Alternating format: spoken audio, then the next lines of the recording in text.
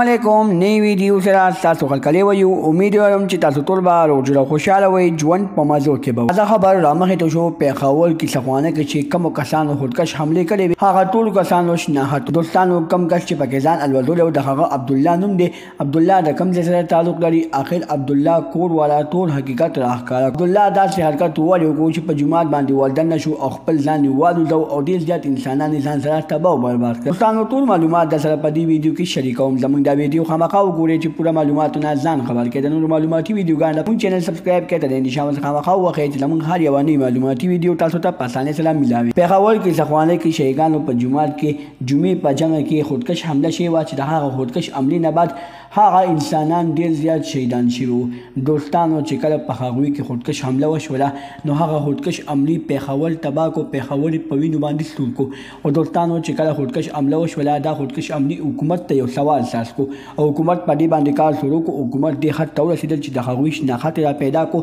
هغوی د خیبر لوندي خیبر سره تعلق لري